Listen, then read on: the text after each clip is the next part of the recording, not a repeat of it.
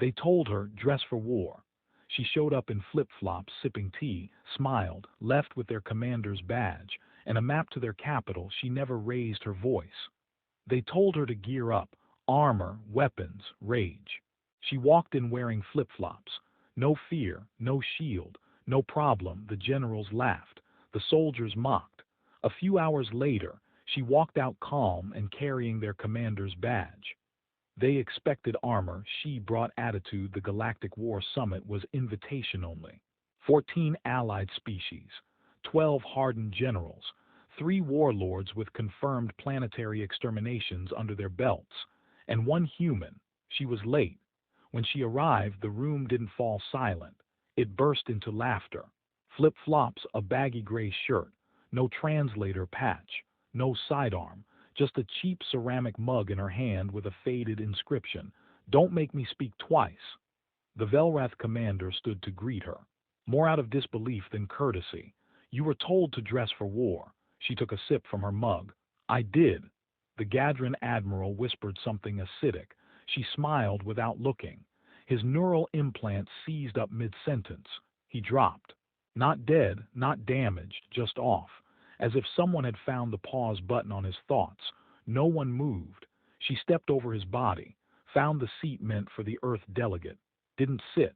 She dragged it slowly to the center of the table, flipped it around, straddled it, bare heels up on polished metal.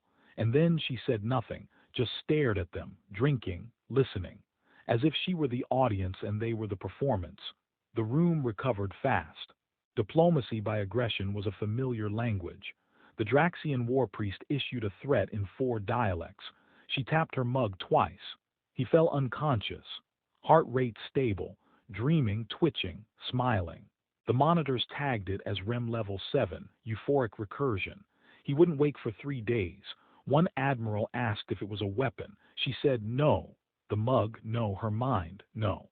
Then what is it? She smiled again. Disinterest. They told her Earth had been asked to provide a military solution, a show of strength, a battle plan, something to justify humanity's place in the Allied command. She looked bored, then nodded. Okay, they waited.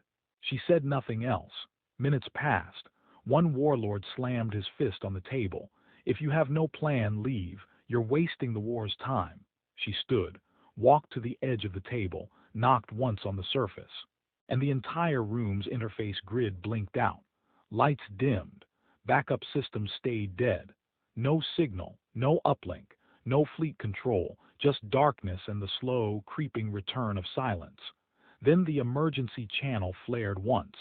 Your systems listened before you did. They didn't panic. Not yet, but she was already walking out, past guards. No clearance codes. Doors opened anyway. As if something larger was giving her permission. They tried to follow. Only 2 made it past the second corridor.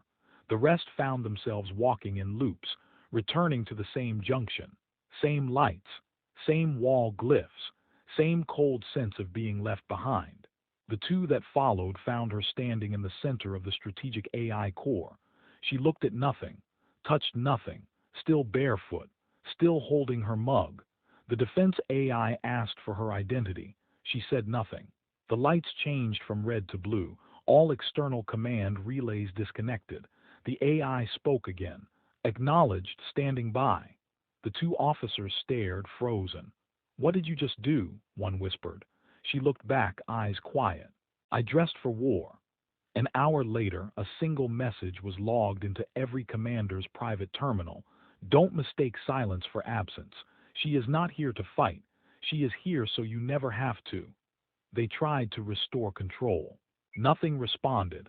Earth's ambassador sent a single follow-up transmission.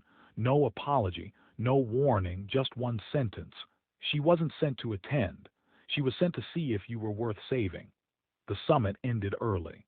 5 empires recalled their fleets. 2 warlords resigned. 1 admiral locked himself inside a life pod and hasn't spoken since. And somewhere far above, in orbit, 1 ship quietly realigned its trajectory. No signal. No crew, just 1 passenger, flip-flops, a mug, and the full command key to their war. Flip-flops on the battlefield, they thought it was a bluff. The summit ended with humiliation, sure, but that didn't mean she was a threat.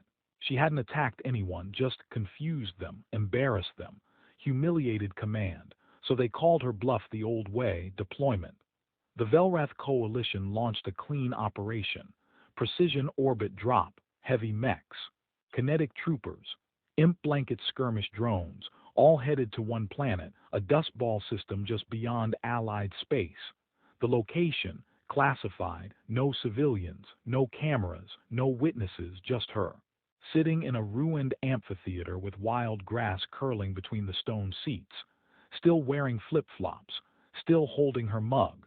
She looked up when the first drop pod hit the earth, raised a hand in lazy greeting. The second drop pod missed her by 6 meters. The third didn't land at all. It folded inward, crushed midair by nothing anyone could detect. Command chalked it up to a fault. She took another sip of her drink. Didn't run. Didn't stand. She waited. 12 mechs stormed the perimeter, each taller than a transport ship, shells reinforced by plasmatide shielding. She never moved. They encircled her. Command gave the order: detain target. Avoid lethal force. The mechs advanced. 3 steps in, they began shutting down, one by one, not exploding, not melting, just sitting, like obedient dogs finding no reason to continue. From the orbiting warship, Command shouted for explanation. Visual feeds showed her flipping her sandal off one foot and picking it up, then tapping it gently against her palm, like an ancient Earth mother scolding a child. The mech stayed still. One slowly powered itself down and opened its cockpit. The pilot inside was weeping, not from fear, from clarity. The drones attacked next, autonomous, emotionless, fast, hundreds of them, each designed to operate without biological interference. They swarmed. The sky turned black, then static, and then every drone froze midair, suspended like insects caught in resin, not falling, not moving, just held. Until she looked up and blinked, they shattered. No explosion, no fire, just particles falling like ash. It rained machine dust for 12 minutes. She never got up. A squad of elite kinetic troopers landed next, augmented, trained for battlefield manipulation. Shielded minds, they surrounded her. One raised a rifle. On your feet, now, she did, slowly. The flip-flop she'd taken off earlier slapped gently back onto her foot. She dusted off her shirt, looked at each of them, then whispered something. None of them heard it clearly. None of their recording equipment captured it, but within 6 seconds, 5 dropped their weapons. One dropped to his knees. Another turned and shot himself. The rest just ran. Across a battlefield designed for no survivors, they ran, until they vanished into the trees, never to return. Their helmets later recovered. Each showed a new symbol carved into the interior lining. This is not war. This is correction. From orbit, panic settled in. Not fear of death, but of irrelevance. She hadn't killed anyone. She hadn't even retaliated. Everything simply broke around her, willingly. The commander of the fleet locked the bridge and activated Protocol Ashwind, a purge of every AI, drone, and automated control across the strike group. Clean slate, manual control, full silence, no external feed. It was the only way, he reasoned, to keep her out. He didn't realize she was already inside, not the ship, their thoughts, because every soldier that had looked into her eyes even once carried a seed, a weight, a whisper. You're not built to win, you're built to obey. And now they obeyed her, even when they didn't know it. She walked away from the battlefield. No weapons fired, no enemy left standing, just one woman in sandals holding an empty mug. She walked until she reached the extraction site she'd chosen long before they landed.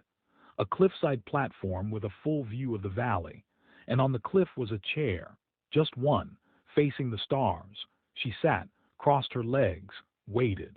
When the Velrath fleet finally withdrew, they left behind a black box drone to record any last words. They got 3 seconds of footage before the drone fried. She looked directly at the lens, smiled, and said, "Next time, try harder." The commander's badge, the coalition, called it a strategic recalibration, but the galaxy knew better. They'd sent thousands against one woman in flip-flops. None returned intact. So now the Supreme Commander himself prepared to face her. A last measure, a show of strength. They chose neutral ground, fortress spire, half-world orbit, self-sustaining, shielded against psionic breach, filled with soldiers who'd never known defeat. They weren't afraid of her. They were afraid of what she'd do to their confidence. She arrived unarmed. No transport, no escort. She walked across the bridge gate barefoot, one flip-flop dragging behind her. No ID, no announcement. Security drew weapons, then hesitated. She didn't flinch, didn't speak. She just looked at them like she knew something they didn't and had already decided not to explain it.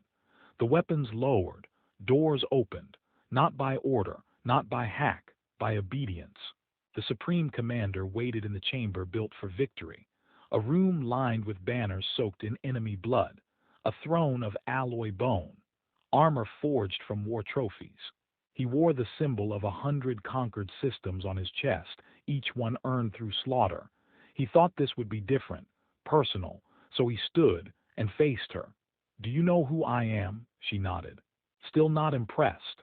He raised his gauntlet, triggered the dread pulse, an imp storm designed to fry thought, nerve, and machine.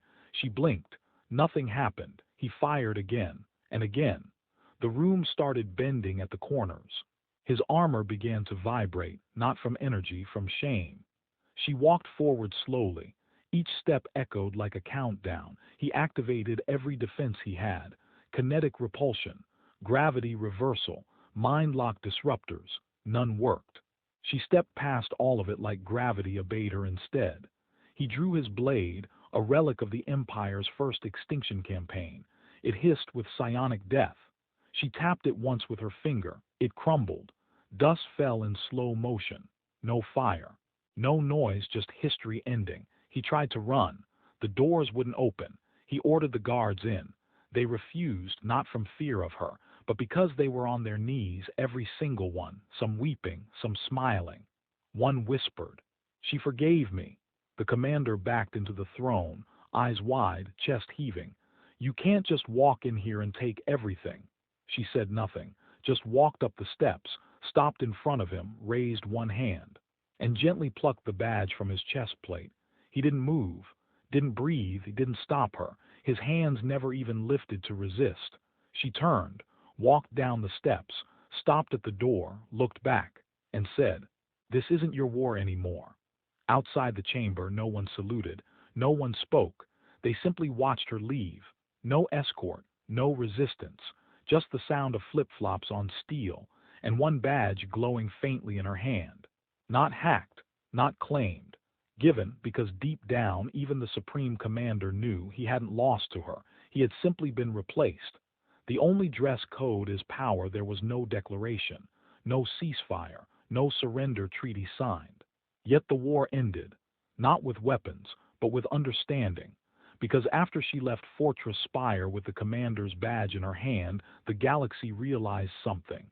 She wasn't interested in conquest. She didn't come to win. She came to remove the need to lose. At first, empires called it psychological warfare, tried to suppress the footage, discredited their own officers, blamed experimental psionics, earth-born neuroviruses, electromagnetic illusions.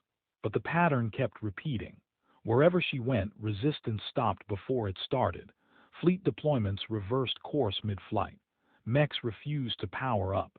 AI war chatter slowed into quiet music. The weapons didn't fail. The will to use them did. And no one, not generals, not kings, not artificial command minds, could explain why. Because you can't jam what you've already submitted to. It wasn't fear. Not exactly. It was clarity. That every tactic, every escalation, every planet burned, had only ever been noise. And she was the first signal that cut through it all. Not loud. Not cruel, just final, the kind of presence that made rage feel childish, and ambition feel small. She never took a rank, never spoke on behalf of Earth, never raised a banner, but her mug, the chipped ceramic one, was now rendered in statues on worlds she'd never set foot on, not as a relic, but as a reminder. You don't need armor if you already won. In military academies, her battlefields were studied like anomalies. Professors called them zones of passive surrender. Tacticians labeled them zero-kinetic capitulations. But the soldiers who'd been there, they called her something else, the end of noise. She didn't silence enemy comms. She silenced the reason anyone wanted to speak in the first place. On 74 planets, shrines appeared, small ones, simple ones, never decorated. Just one flip-flop nailed to the wall, and underneath it a plaque. She wore this into war. We wore armor. She walked out. We didn't. No one knew who built them, but no one took them down. Because even in cultures without footwear, without history, without humans, the message translated. Power wasn't what you wore. It was what walked beside you when you didn't need to prove anything anymore. She was last seen boarding a vessel that didn't transmit a name. No crew, no weapons, just her, a refill of tea, and the command badge of the most feared warlord in known space, now pinned to her chest like a novelty button. She looked at the camera only once, and smiled, not to taunt, not to warn, just to say, if I come back it won't be to fight, it'll be to see if anyone still remembers why they started. And with that she was gone. Now, in places where fleets once burned cities, children reenact the war without gunfire. Just a girl in sandals, facing 10 others pretending to shout, to threaten, to rage. And then she sips from an invisible mug, taps her fake flip-flop on the ground once. The others fall down laughing. No one wins. No one loses. They just get it.